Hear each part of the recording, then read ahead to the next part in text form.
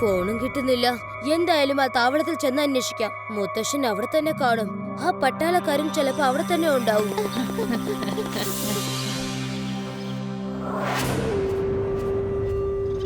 Doctor, ഇവന് ബോധം തെളിഞ്ഞില്ലേ? എത്രയും പെട്ടെന്ന് എനിക്ക് ആ സീക്രട്ട് വെപ്പന്റെ ഫോർമുല അറിയണം.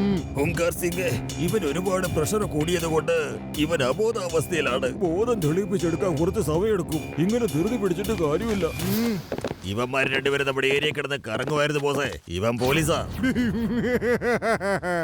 ഹുങ്കാർ സിംഗിന്റെ ആജ്ഞയിൽ നിന്നും ആർക്കും രക്ഷപ്പെടാൻ പറ്റൂല. തീർച്ചയായിട്ടും ഇവന്മാരെ രക്ഷപ്പെടുത്താനായിരിക്കും നിങ്ങൾ വന്നിട്ടുള്ളത്. അപ്പോ ആ സീക്രട്ട് വെപ്പന്റെ ഫോർമുല നിങ്ങൾക്ക് അറിയാമായിരിക്കും. അതുകൊണ്ട് ഇൻസ്പെക്ടർ പറയ്, ആ സീക്രട്ട് വെപ്പൺ എവിടെയാണെന്ന് പറയ്. ഈ ലഡ്ഡു സിംഗിനെ ഉണ്ടാക്കിയിരിക്കുന്നത് ഉരുക്ക് കൊണ്ടാണ്. ഉരുക്ക്. നീ എന്ത് തലകുത്തി പറഞ്ഞാലും ശരി, ഞാൻ നിന്നോട് ഒരു കാര്യം പറയില്ല എന്ന് പറഞ്ഞില്ലേ?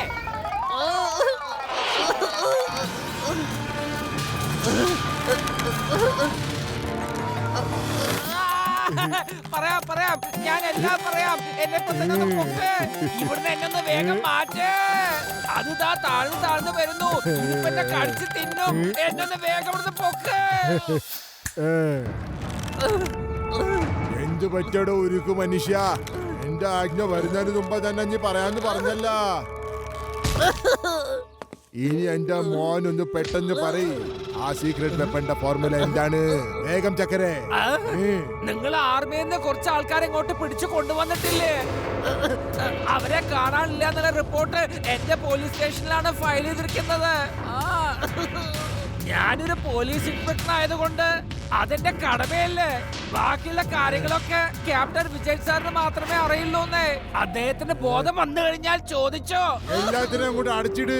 പിന്നെ ഡോക്ടർ, ആ വിജയ് കോന്തിന് പെട്ടെന്ന് ബോധം വരുത്തിക്ക്. ഇവിടെ എല്ലാം കാണാൻ ഒരേപോലെ ഉണ്ടല്ലോ. നമുക്ക് കൺഫ്യൂസ് ആയിട്ടുണ്ടെങ്കിൽ പുറത്തേക്ക് കടക്കാൻ ഭയങ്കര ബുദ്ധിമുട്ടാവും. ഇനി ഒരൊറ്റ വഴി മാത്രമേ ബാക്കിയുള്ളൂ. ഞാൻ ഉറക്കെ പാട്ടുപാടാം. എന്റെ ശബ്ദം കേട്ടിട്ട് ശിവ ഓടിയെത്തും. ശിവ ഇങ്ങോട്ട് ഓടിവാ,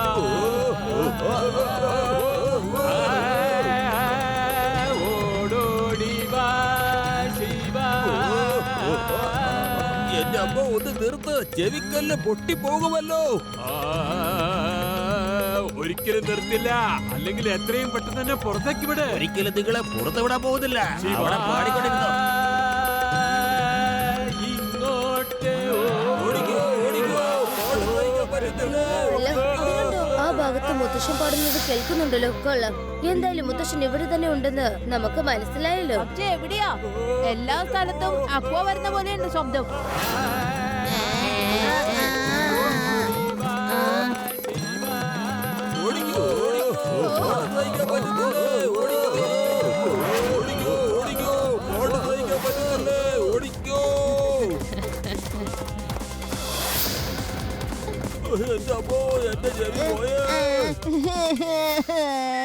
എനിക്ക് പേടിയാകുന്നു.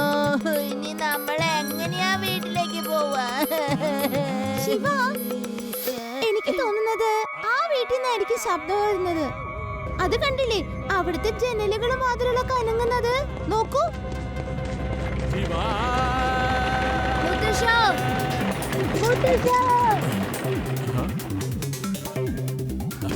ഈ ജനാലെ ഒന്ന് തുറക്കൂ മുത്തശ്ശ.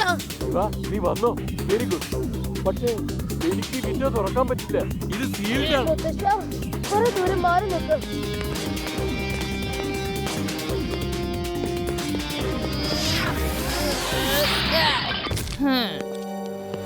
മുത്തശ്ശ, ലഡ്ഡു സിംഗ് സാറും ആർമിക്കാരും എവിടെയാ ഉള്ളത്? ശിവ, ആർമിയുടെ ആളുകൾ ഇതിനകത്തുണ്ട്. ഗുണ്ടകൾ ലഡ്ഡു സിംഗിനെ കാട്ടിനുള്ളിലേക്ക് കൊണ്ടുപോയി.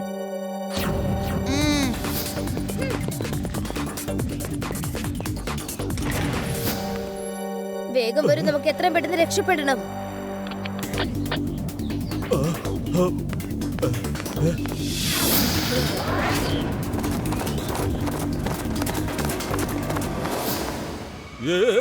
നിങ്ങൾ എങ്ങോട്ടായി പോകുന്നത്?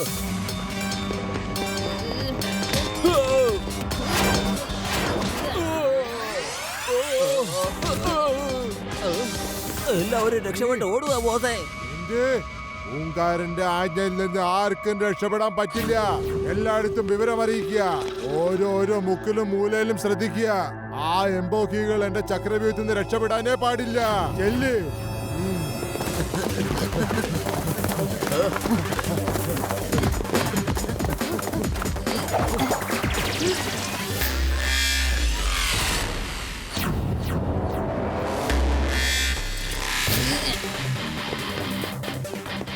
മുത്തശ്ശ, നിങ്ങൾ എല്ലാവരും വേഗം രക്ഷപ്പെട്ടോളൂ. ഇവരൊക്കെ ഞാൻ നോക്കിക്കോളാം.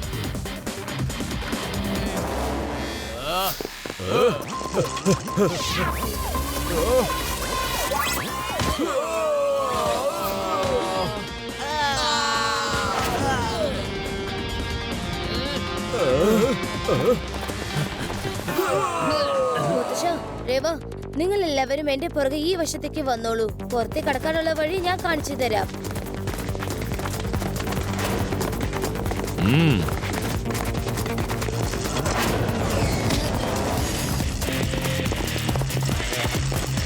വേഗം ഓട്, വേഗം ഓട്. നമ്മൾ പുറത്തെത്താറായി. വേഗം. ഹൈ, പൂങ്കാരന്റെ അഹങ്കാരത്തിൽ നിന്ന് ആർക്കും രക്ഷപ്പെടാൻ പറ്റില്ല. ഇവന്മാരെ തിരിച്ചു കൊണ്ടുവാ. കുട്ടി, സൈക്കിളിന് ഭയങ്കര ഓടിയിലാണല്ലോ ഓടിക്കണേ.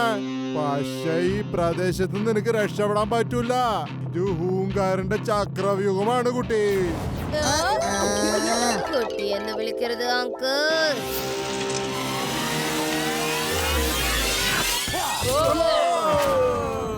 ശിവ, ശിവ എന്നാണ് എന്റെ പേര്.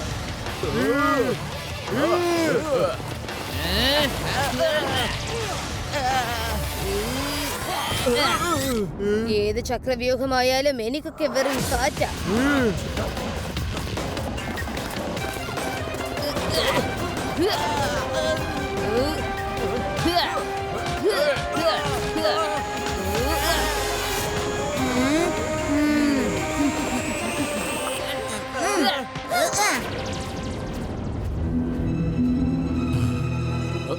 എന്താ ഇവിടെ എന്തൊക്കെയാ സംഭവിക്കുന്നത്?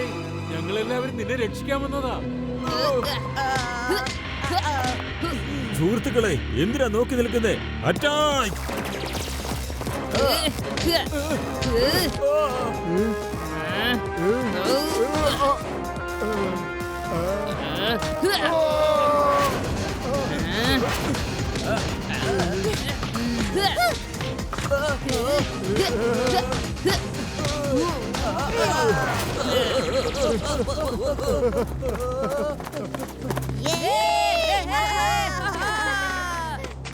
അവരെ ഒരിക്കലും വിശ്വസിക്കരുത്. നമുക്ക് എത്രയും പെട്ടെന്ന് പുറത്തു കടന്നേ പറ്റൂ. സന്തോഷമൊക്കെ പിന്നെ ആവാം.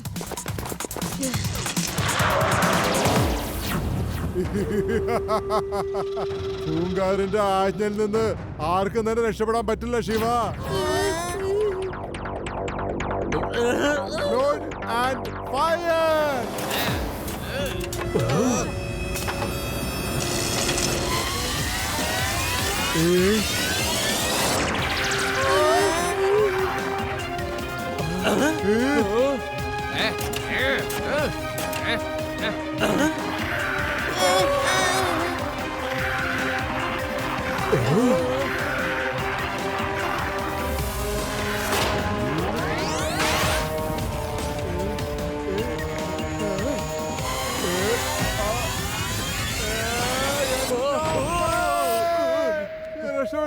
രക്ഷപ്പെടുത്ത്.